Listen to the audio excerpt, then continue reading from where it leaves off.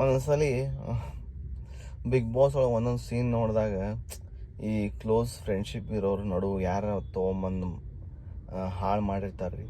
But ಅವ್ರು ಕೂಡಿ ಮತ್ತು ಆಡ್ಬೇಕಂತಂದ್ರೆ ಅದ್ರ ಬಗ್ಗೆ ವಿಚಾರ ಮಾಡ್ತಾರೆ. ಅವ್ರದ್ದು ಇರೋ ಒಂದು ಇಷ್ಟು ಪವರ್ಫುಲ್ ಫ್ರೆಂಡ್ಶಿಪ್ ಇದ್ರೂ ಯಾವುದೋ ಒಂದು ಸ್ಟೆಪ್ ತೊಗೋಬೇಕಂದ್ರೆ ವಿಚಾರ ಮಾಡಿ ಸ್ಟೆಪ್ ತೊಗೊಳ್ಳೋ ಟೈಮ್ನಾಗ ಅದು ಎಷ್ಟು ಬೇಜಾರಾಗುತ್ತೆ. ಒಂದೊಂದು ಸೀನ್ಯಾಗ ಅನಿಸ್ತೈತಿ. ಲೈಕ್ ಈಗ ಕಾವ್ಯ ಅವ್ರು ಸ್ವಲ್ಪ ಚೇಂಜ್ ಆಗಿ ಹೊಳ್ಳಿ ಗಿಲ್ಲಿಗೆ ಎಲ್ಲೋ ಸ್ವಲ್ಪ ಹರ್ಟ್ ಆಗತೈತಿ ಸಮ್ವೇರ್ ಅಂತಂದು ಅನ್ಕೊತೀನಿ.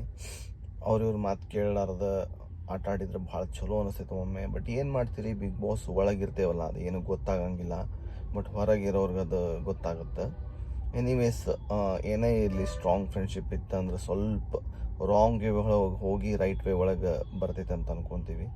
So all the best Gilli sir and Kavya ಅವ್ರಿಗೆ. ಸೊ ಇರೋದ ಮಿಸ್ಅಂಡರ್ಸ್ಟ್ಯಾಂಡಿಂಗ್ ಎಲ್ಲಿರಂಗಿಲ್ಲ. ಬಿಗ್ ಬಾಸ್ ಹೊರಗೂ ಇರ್ತೈತಿ, ಒಳಗೂ ಇರ್ತೈತಿ. ಏನು ಮಾಡೋಕ್ಕೆ ಬರಂಗಿಲ್ಲ ರೀ. ಬಟ್ ಸ್ಟಿಲ್ ಒಮ್ಮೊಮ್ಮೆ ನೋಡಿದಾಗ ನಮ್ಗೆ ಕಣ್ಣಂಗೆ ಇರ್ತೈತಿ, ಬೇಜಾರಾಗ್ಬಿಡ್ತೈತಿ. ಫೈನ್, ಬಾಯ್, ಟೇಕ್ ಕೇರ್.